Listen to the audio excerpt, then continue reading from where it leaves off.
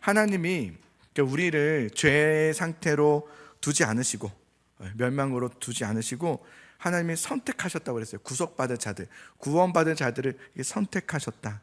그래서 은혜의 언약, 약속으로 우리에게 세워주셨다. 이 언약이라는 게요, 저도 어릴 적부터 교회 다니면서 언약이라는 얘기를 너무 많이 들어서 언약은 약속이다, 그래서 약속이구나. 그런데 제가 이게 시간이 가면 갈수록 언약, 하나님의 약속이 얼마나 대단한지, 거기에 대한 그 강력한 그 힘, 권세가 너무 많이 느껴져요.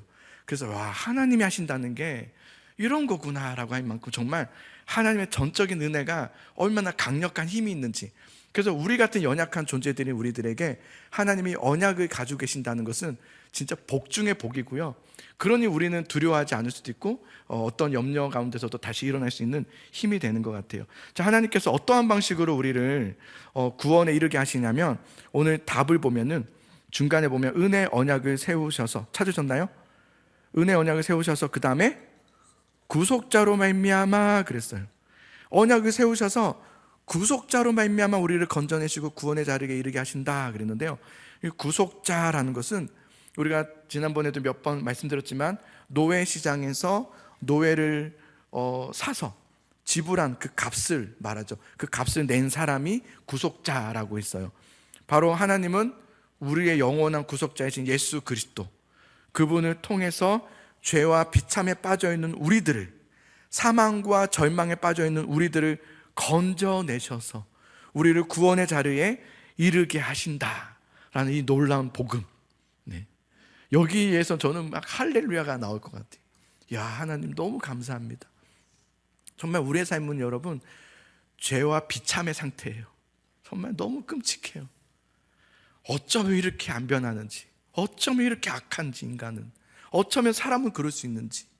그런데 우리들을 선택하셔서 하나님이 언약을 맺으시고 구속자로 인하여서 우리를 구원하게 하신다는 것은 놀라운 하나님의 복음의 메시지가 아닌가라는 생각이 들어요. 그래서 하나님께서 우리를 그렇게 구원하게 하시는데요, 우리를 구원하셨다라는 것으로 끝나면 안 돼요.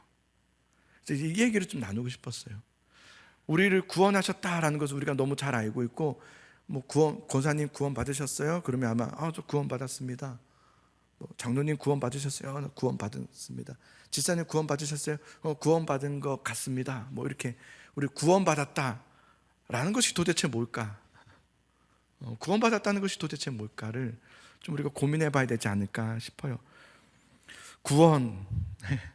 구원이라는 것은 여러분, 예수님이 나를 위해서 죽으셨고 나의 십자가를 죽으셨고 십자가에서 나를 사해 주셨고 믿는 자마다 다 구원받는다, 이게 아니에요. 그걸 가지고 구원받았다 이렇게 하는 게 아니라, 구원이라는 것은 여러분 내 삶의 지향점이 바뀌어진 거예요. 내가 바라보던 그것이 땅의 것이었고 세상의 것이었던 사람이 이제는 하나님을 향해서 바라보게 된, 삶의 방향이 바뀌어진 것, 이것을 구원받았다라고 하는 거예요. 그럼 여러분에게 다시 한번 제가 질문해 볼게요. 답은 하지 마세요. 걸릴 수 있으니까. 여러분은 구원받았습니까? 속으로 해보죠. 속으로. 나는 정말 구원받았나? 이것을 다시 풀어서 얘기하면 나의 삶의 지향점은 어디에 있는가? 이 땅을 위하고 있는가, 아니면 하나님 나라를 위해서 정말 살아가고 있는가? 이거 보면 나는 구원받았나 안 받았나를 금방 알 수 있어요. 말씀에 중심된 삶을 살아가고 있나? 난 정말 말씀에 중심된 삶을 살아가고 있나? 나는 말씀의 중심으로 살아가고 있어. 매일 말씀을 묵상하면서 하나님의 그 말씀대로 살려고 몸부림치고 있어. 그럼 구원받은 사람이에요. 여러분, 지금 시대가요 가장 좋은 때입니다. 먹을 게 많아서가 아니라요, 우리에게는 지금 무엇이 있어요? 성경이 있어요. 여러분, 이게요 왜 그러냐면 제가 한번 설명해 드릴게요. 창세기부터 해서 요한계시록까지 총 몇 권이죠? 66권의 성경, 하나님의 말씀이죠. 이 말씀을 다 가졌던 때가 언젠지 아세요? 지금 때밖에 없었어요. 그전에는 한 번도 그런 적이 없습니다. 그러면 신약시대 때는요 구약 몇 권밖에 없었어요. 그리고 나서 중세 때도요 성경이 보급되지 않았어요. 우리나라는요 고작 성경이 정권이 다 들어와서 성경의 시대를 살아간 건 고작 100년 전입니다. 얼마 되지 않았어요. 오래전부터 창세기 때부터 해서 지금 시대 중에서 가장 좋은 때가 지금이에요.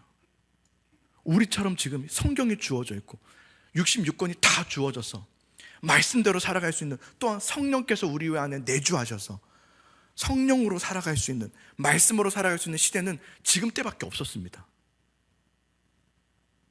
가장 좋은 시대인데 가장 말씀으로 살지 않는 시대입니다. 저는 굉장히 심각하다고 생각해요. 우리 이제 유찬이 얘기도 기도 가운데 하셔서 그런 아픈 이야기가 있죠. 암이라는 것은 여러분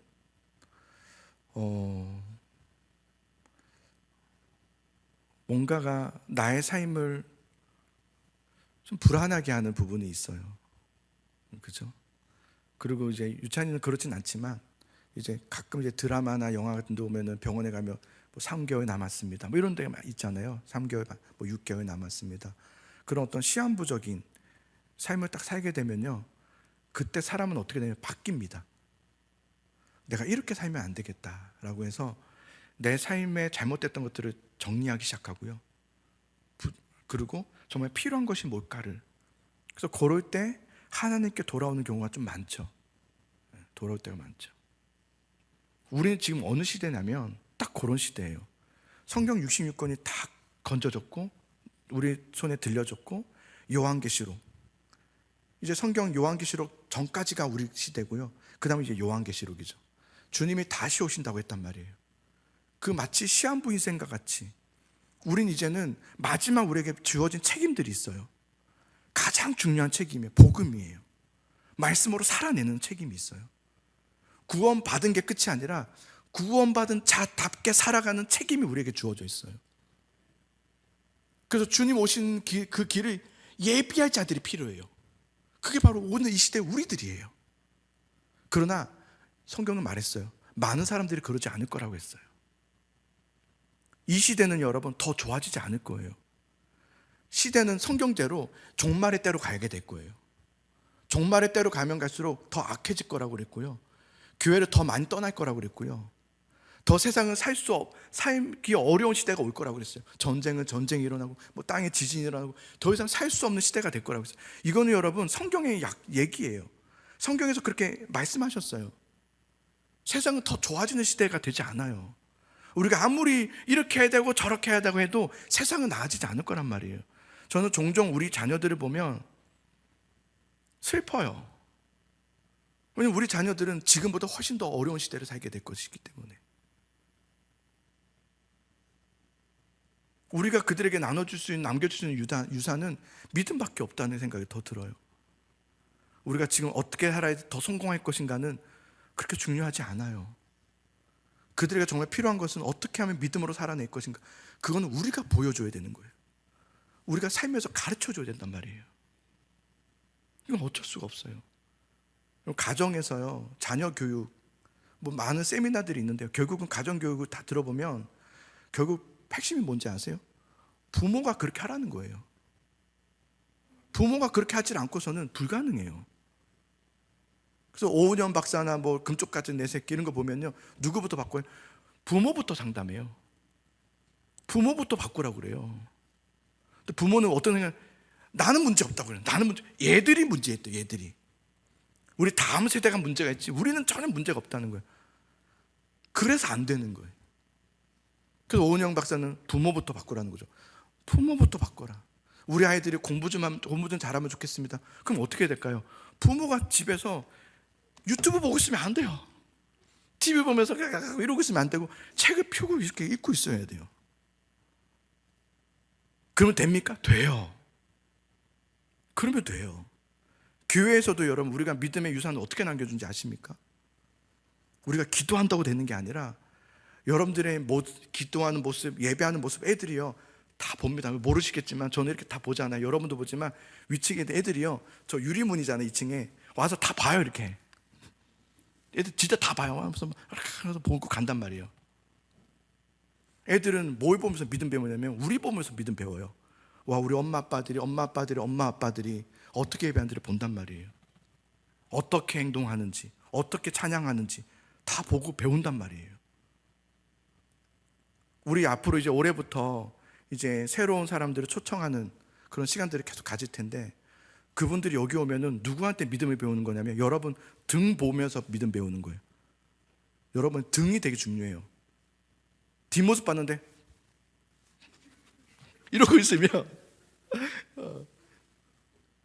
그리고 딱 들어왔는데 다 뒤에 앉아있고 앞에만 통보해서 태가족들 어떻게 앞으로 와요? 우리가 그 양보를 해줘야 돼요. 믿음의 성도들이 앞으로 앉아서 뒤에 앉을 수 있도록. 여러분, 앞이 편해요? 뒤에 편해요? 뒤가 편합니다. 뒤가 훨씬 편합니다.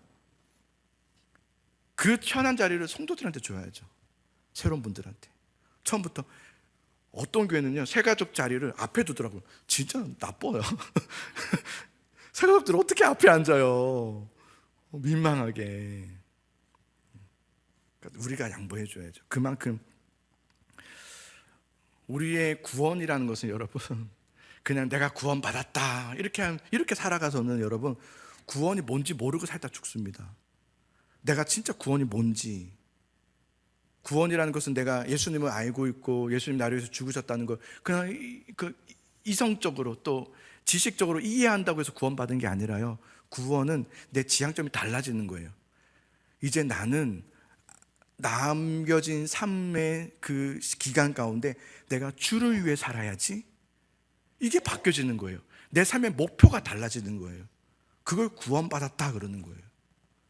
그래서 여러분에게 제가 다시 한 번 더 만약에 질문한다면, 권사님은 정말 구원 받으셨습니까? 장로님은 정말 구원 받으셨습니까? 집사님은 정말 구원 받으셨습니까? 물어본다면 일단은 뭐 예라고 대답하겠지만 솔직하게 나는 정말 주를 위해 삽니까?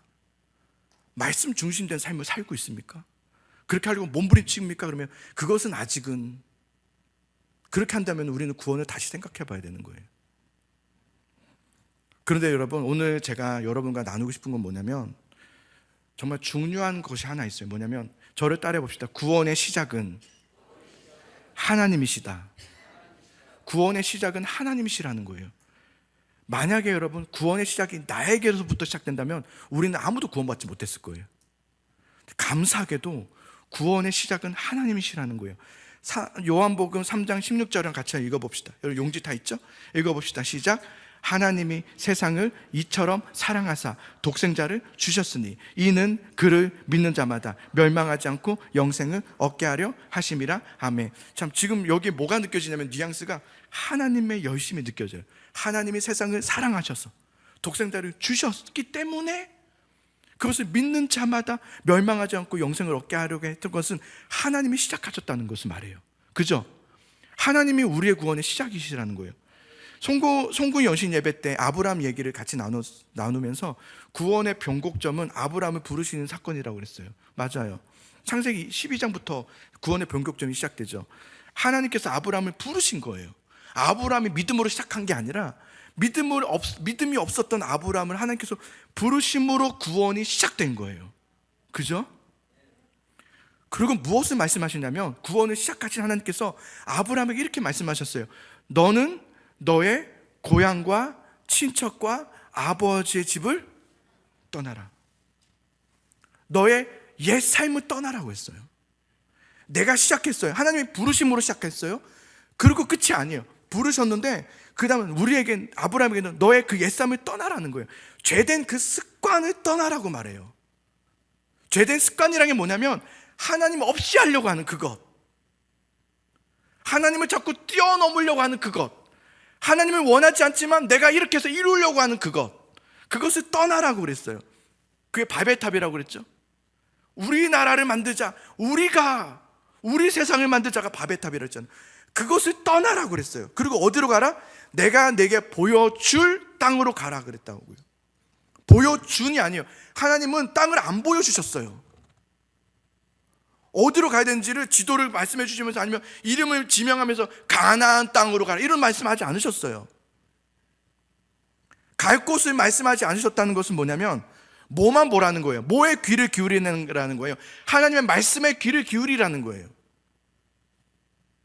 아브라함이 그런 것도 12장부터요 하나님의 말씀을 따라갔고라고 했거든요. 그 말씀을 따라갔지만 하나님께서 뭐 지시하면서 간 게 아니에요. 일단 그냥 무조건 가고 있는 거예요. 그냥 이렇게 아브라함 보면 그냥 가요.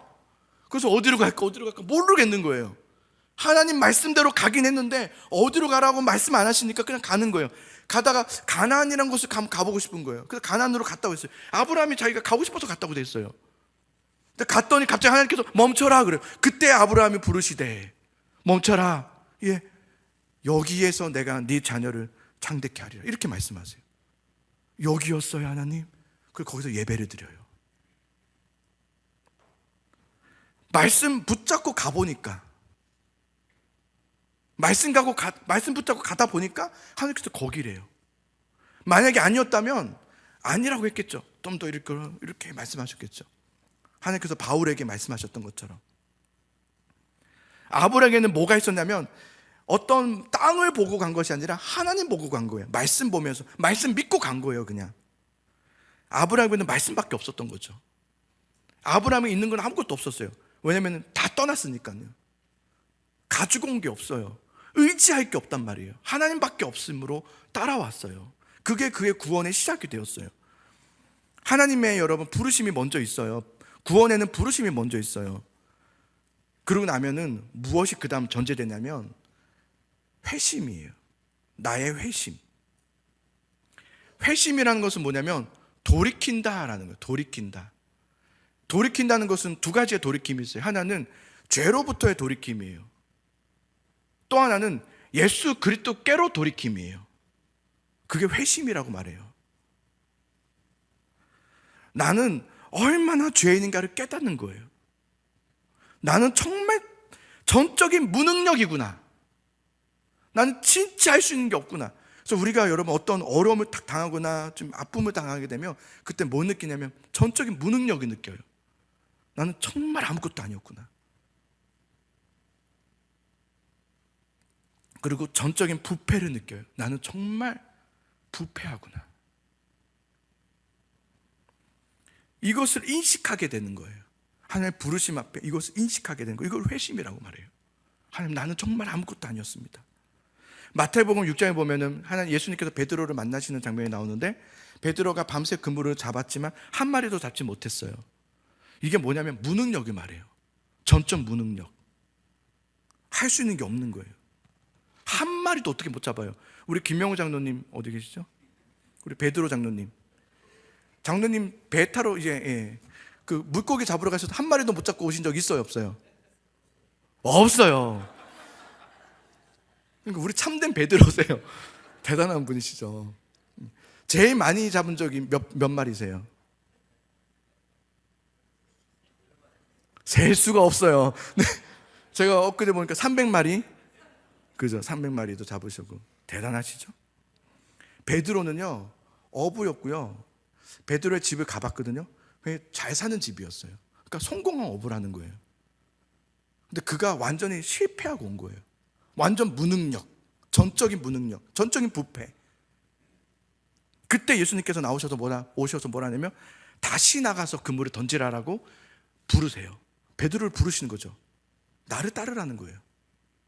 너 나 믿고 한번 따라봐라. 가서 한번 그물을 던져봐라.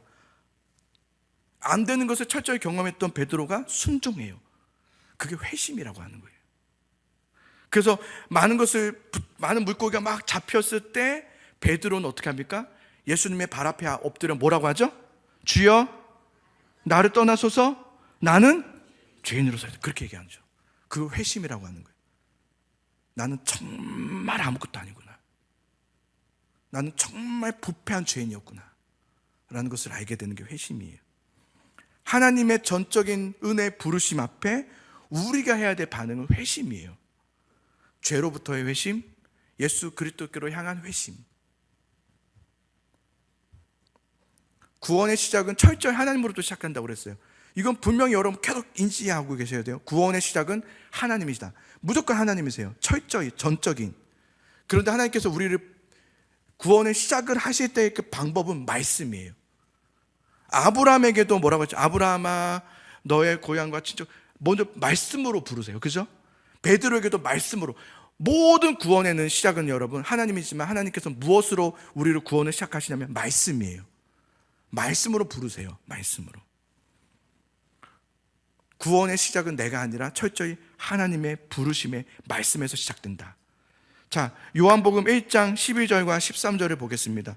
요한복음 1장 12절 13절 시작. 영접하는 자 곧 그 이름을 믿는 자들에게는 하나님의 자녀가 되는 권세를 주셨으니 이는 혈통으로나 육정으로나 사람의 뜻으로 나지 아니하고 오직 하나님께로부터 난 자들이니라. 영접하는 자, 구원받은 자들은 누구라는 거예요? 사람의 뜻으로 나지 않는다고 했어요.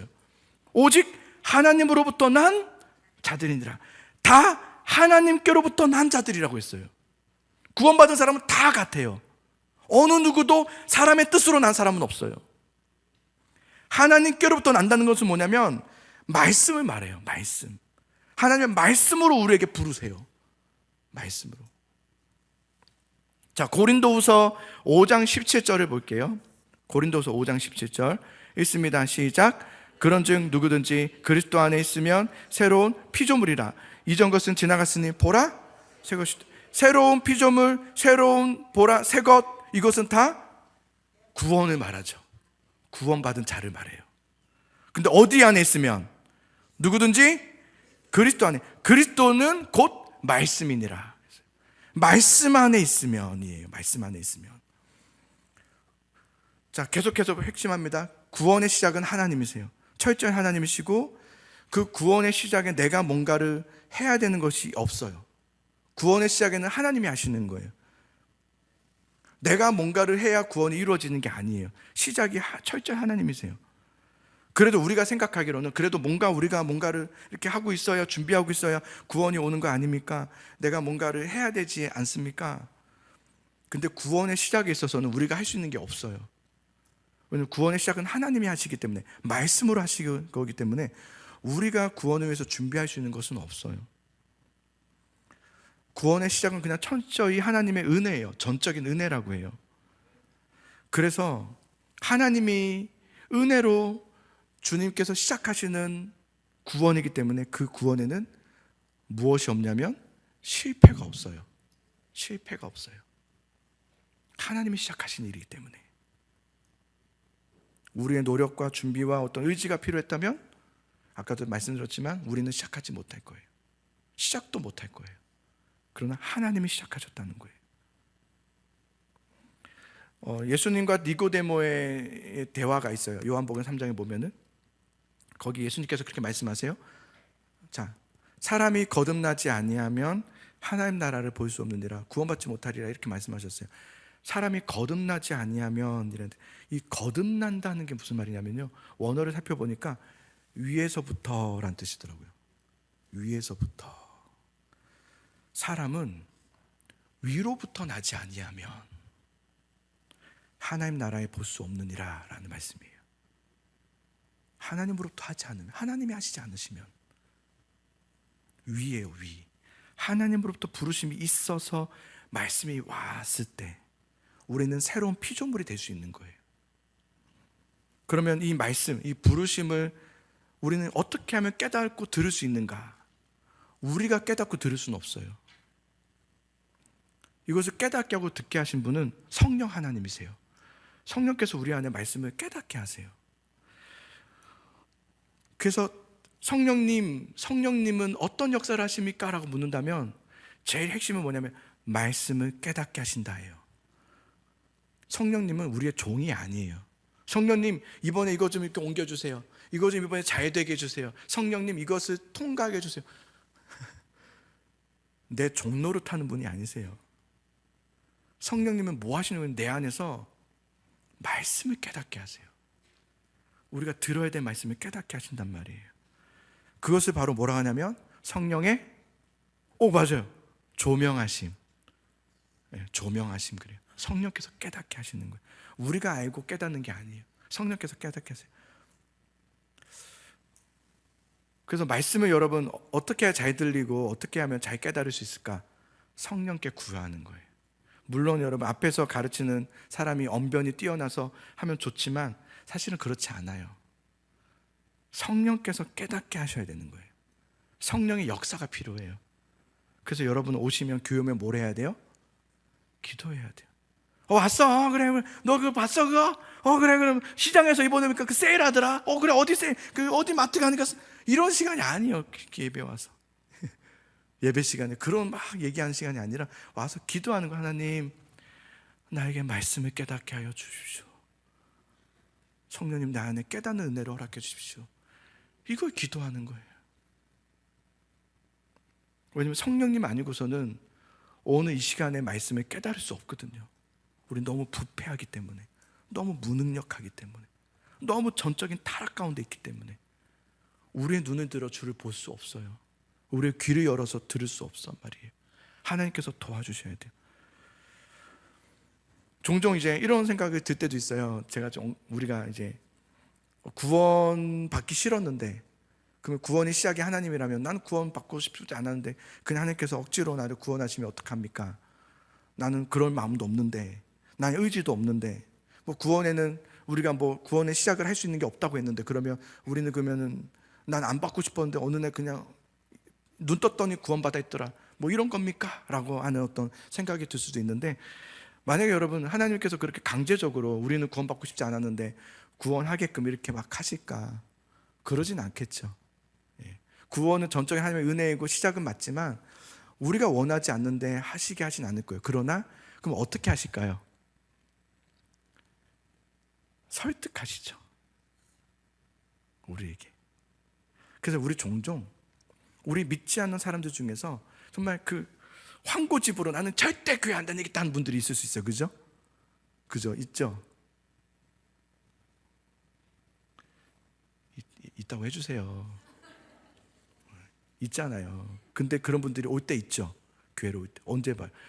고집이 하나님께서 꺾으셔요. 그래서 설득하셔서 억지로 온 사람은 없어요. 그죠? 내가 아파서 왔어요. 근데 정말 막 이렇게 오는 게 아니라 간절함으로 와요. 나도 구원받을 수 있습니까? 이렇게 오는 그 설득의 과정들이 있어요. 하나님께서 이해시켜 주시고 설명해 주시고 가르쳐 주시고 어떤 일을 통해서 경험하게 하셔서 돌아오게 하세요. 그래서 우리 교회도 그런 분들이 좀 많이 계시는데, 그런 분들을 보면은 기쁨이 있어요. 억지로 했다면 기쁨, 막 끌려와서 막 이렇게 앉아있을 때 그러지 않아요. 누구보다 간절하게 예배하는 게 보여져요. 하나님의 설득이 있었거든요. 강제는 없어요, 여러분. 강제로 억지로 하나님이 하시는 일은 없어요. 성령을 통해서 그렇게 인도하시는 거죠. 하나님은 여러분 성령을 통해서 우리에게 말씀하시고, 말씀을 통해서 우리 안에 구원을 시작하시고, 그리고 그게 끝이 아니라 이제 이 얘기하려고 하는 거예요. 이게 끝이 아니라 이제 성령을 통해서 구원하신 우리들을 견디고 인내할 수 있는 힘을 주세요. 그렇게 계속 할 수 있는 힘을 주세요. 여러분 한번 저를 따라서 두 손을 이렇게 내밀어 볼래요?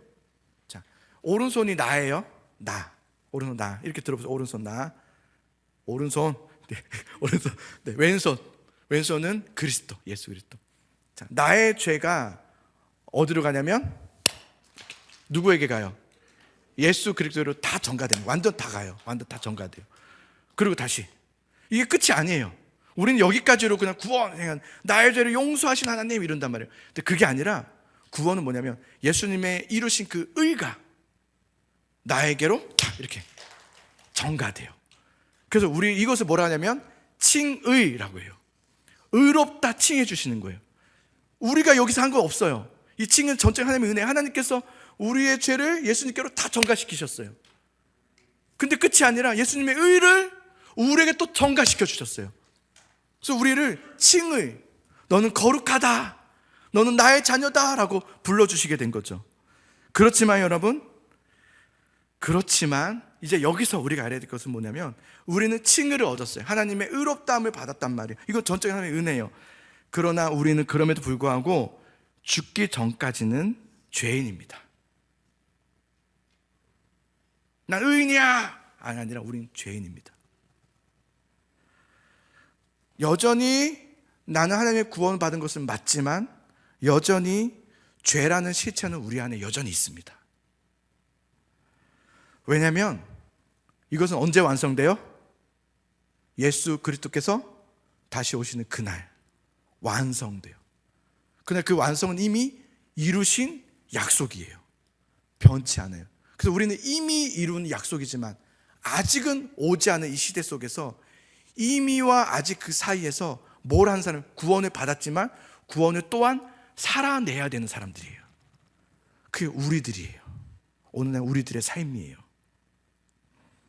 먼저 부르시고 우리에게는 약속하셨어요. 이미 너는 구원받았다라고 의를 전가해 주시면서 구원하셨어요. 그러나 아직 완성되지 않는 이 시대를 우리는 살아가고 있어요. 이 시대 속에서 우리는 어떻게 살아야 되는가? 하나님이 주신 그 구원에 대해서 견디고 인내하며 살아야 돼요. 그걸 믿음의 생활이라고 하는 거예요. 믿음의 삶. 그런데 그것을 하나님께서 성령을 통해서 우리에게 견디고 인내할 수 있는 은혜와 힘을 주신다는 거예요. 그리고 우리를 붙들어 주세요. 언제까지? 끝까지 붙들어. 오늘 다윗 이야기 보셨죠? 주님은 결국은 약속의 말씀을 끝까지 이루세요. 우리 안에서. 그래서 우리는 여러분 구원받았다라고 해서 그다음부터 갑자기 완벽하게 돼야 되는 게 아니에요. 완벽하게 갑자기 막 예배 드리고 싶어지고 막 예배 맨 앞에 앉게 되고 이런 일은 없어요. 그런 일은 없어요. 내가 해야 되는 일이에요. 완벽하진 않아요. 그러나 온전하기를 원하세요. 그렇게 사모하고 견디고 인내하면서 내가 하나님 그럼에도 불구하고 믿음으로 살기를 원합니다라는 그 온전함을 우리에게 요구하시는 거예요. 그래서 우리도 하나님은 우리를 붙드시지만 우리 또한 하나님은 뭐 해야 돼요? 맞아요. 붙잡아야 되는 거예요.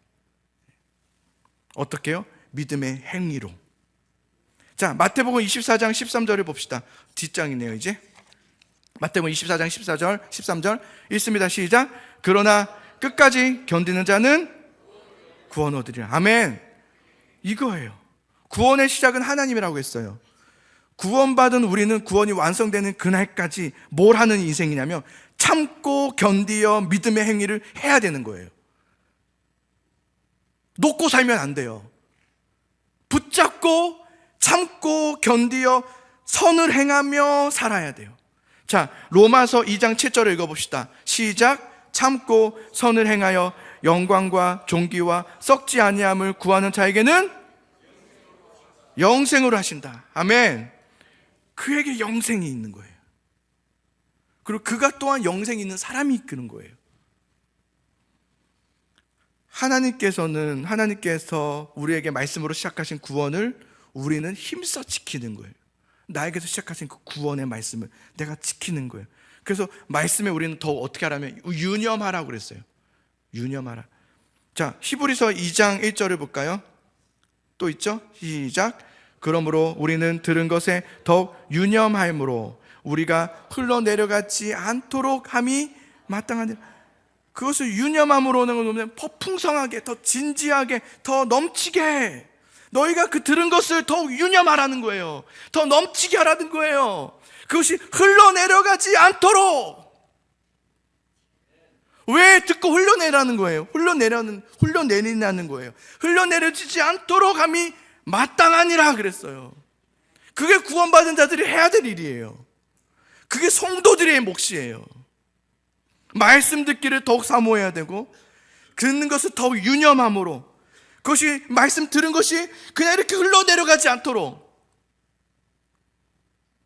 해야 된다는 거예요. 그래서 말씀 구원받은 사람들은 말씀에 선포되는 자리를 반드시 철저히 지켜야 돼요. 이게 되게 중요하죠. 왜냐하면 말씀 외에는 구원의 시작도 없고 완성도 되어질 수 없기 때문에 그래요.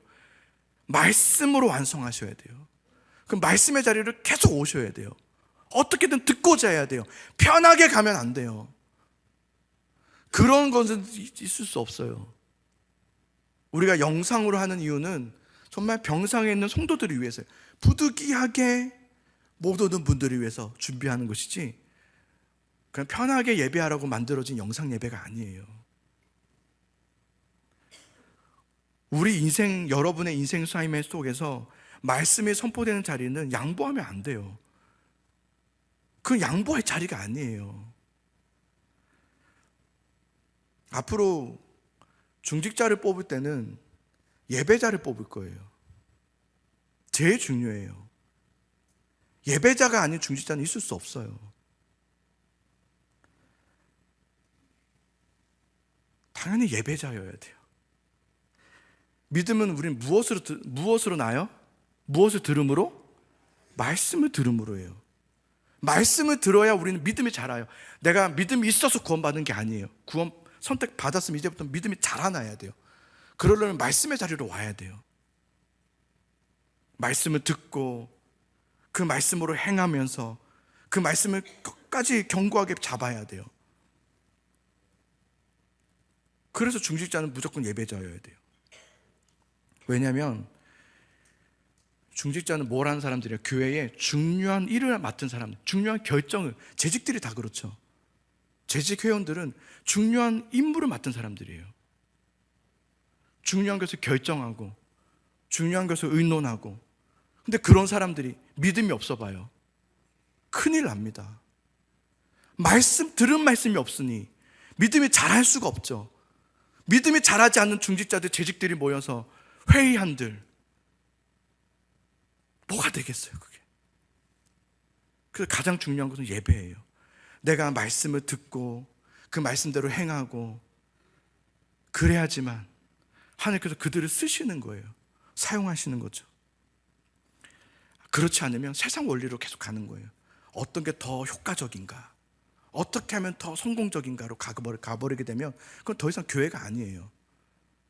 세상 모임이나 똑같은 거죠. 우리는 구별돼야죠. 우리 예수사랑교회는 그걸 꿈꾸는 교회 아닙니까?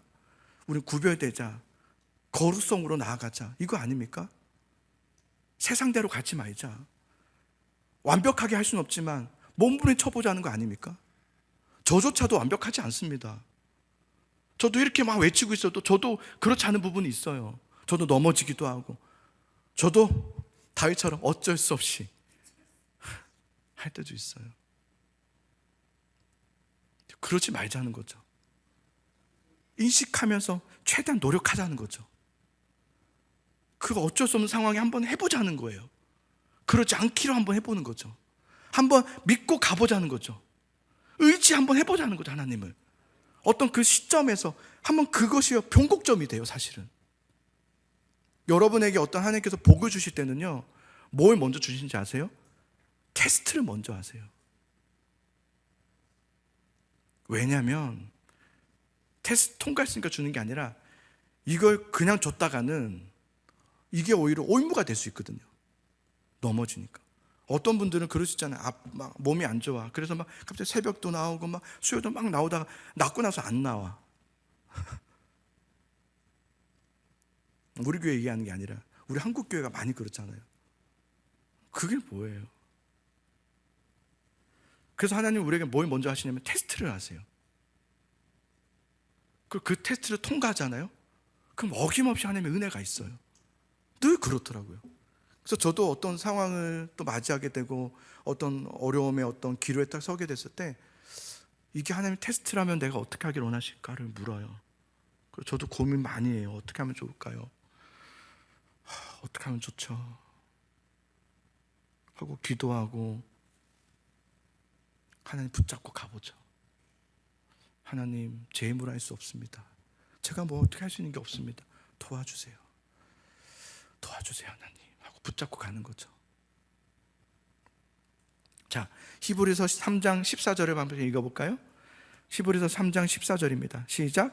우리가 시작할 때에 확신한 것을 끝까지 견고히 잡고 있으면 그리스도와 함께 참여한 자가 되리라. 아멘.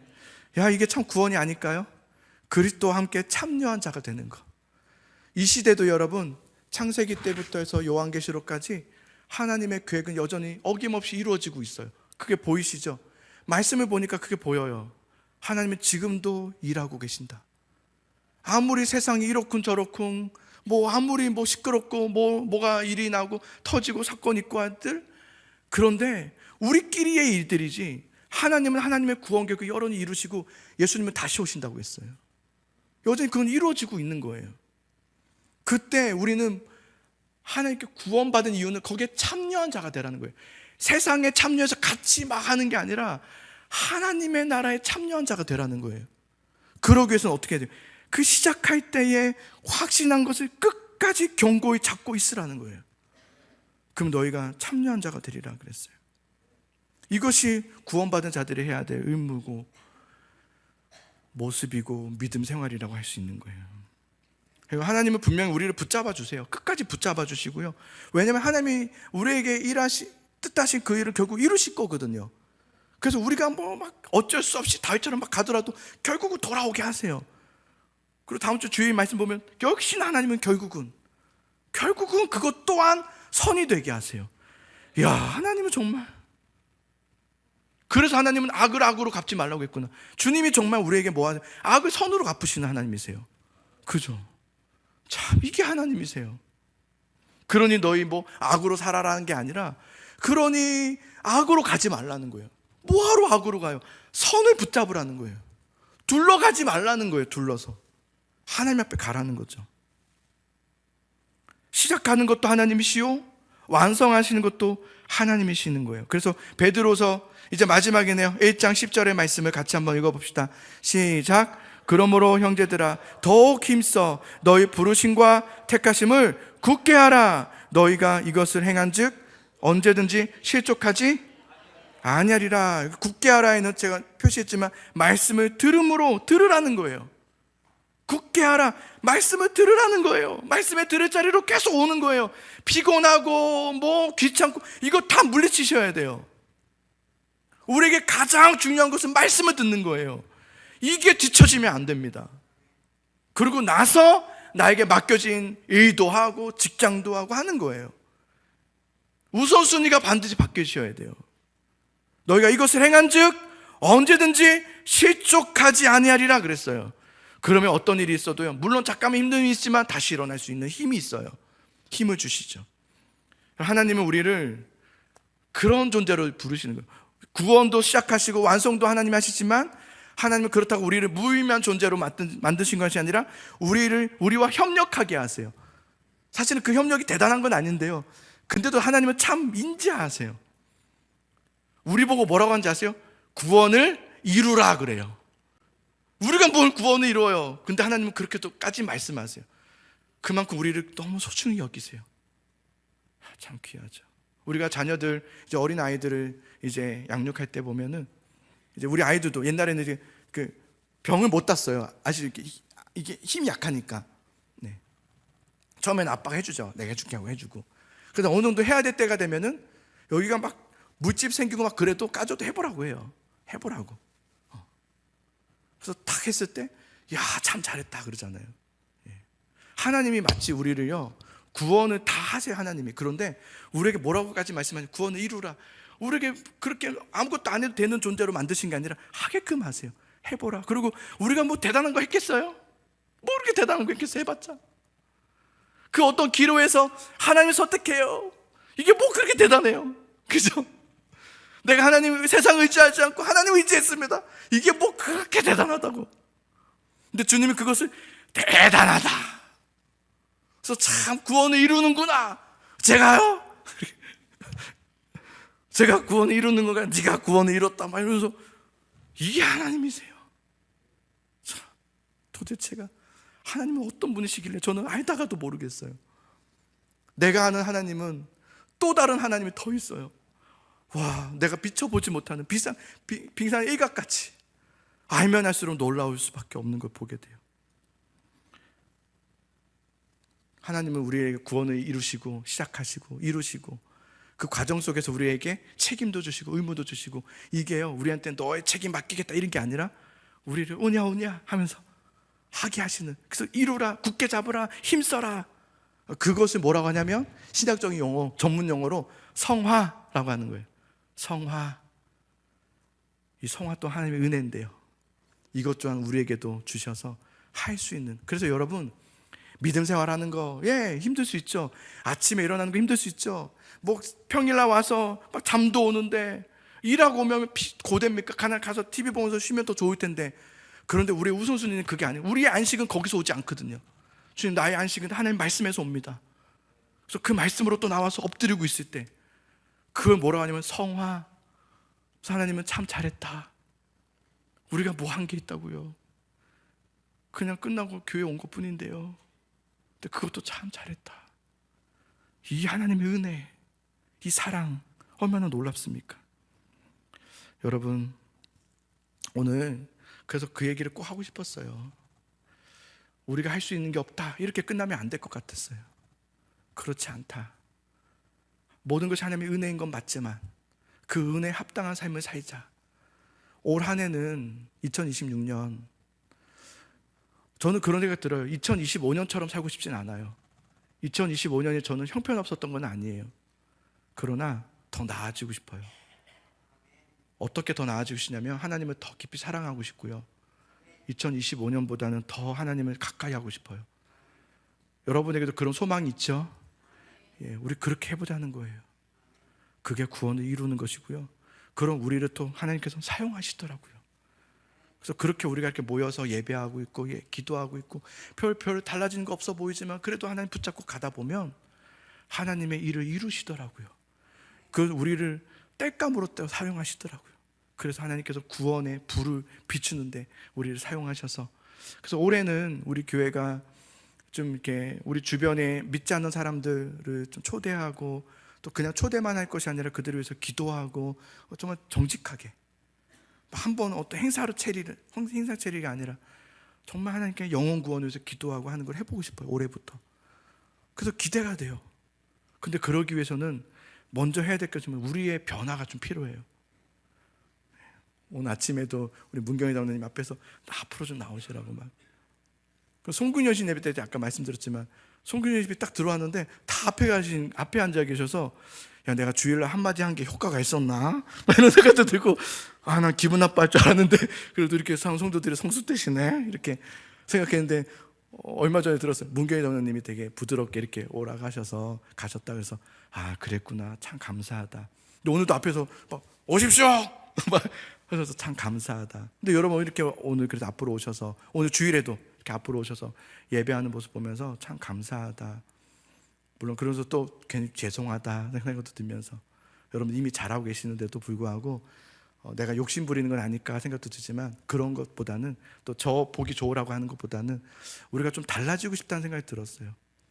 그러나 조급함으로 하지 않도록 노력할게요. 그러나 우리가 한번 달라져 보는 거죠. 좀 예배하는 모습도 좀 다르게 해보고, 그런 모습들이 별거 아니지만 하나님은 참 잘했다 하시더라고요. 그래서 여러분 올 한 해는 우리 이제 경험했지만 2025년 훌딱 가셨죠? 엄청 빨리 가지 않았어요? 2026년도 그렇게 가겠죠. 그러니까 우리가 하루하루를 한번 소중히 여겨봅시다. 그래서 매일 성경 정말 그냥 훑어보지 말고요, 깊이 있게 한번 묵상해 보는 거예요. 시간을 좀 내어서, 예배도 시간을 좀 내어서 투자해서 내가 그렇게 해보겠습니다 하면서 예배하고 기도하고 말씀으로, 그래서 성화 그리고 구원을 이루는 그날까지 우리 믿음으로 잘 가고요. 그런 것이 우리 또 다른 많은 사람들이 와서 이 빈자들이 막 채워지고 영혼 구원의 역사가 일어나고 하는 은혜들이 우리 예수사랑교회 2026년도에 일어나면 좋을 것 같아요. 그리고 사랑하는 성도님들, 저와 같이 그렇게 대단한 거 하지 않아도 되니까요. 대단한 거 없잖아요. 그러나 그거 한번 해보자는 거예요. 그래서 같이 우리 힘내서, 때론 넘어지고 또 힘들지라도 서로 격려하면서 같이 손을 잡아주고 같이 한 걸음 한 걸음 나아가보는 2026년이 되면 좋을 것 같습니다. 우리 함께 그렇게 가봅시다. 주님이 보여주실 땅이 있어요. 그 땅으로 한번 가봅시다.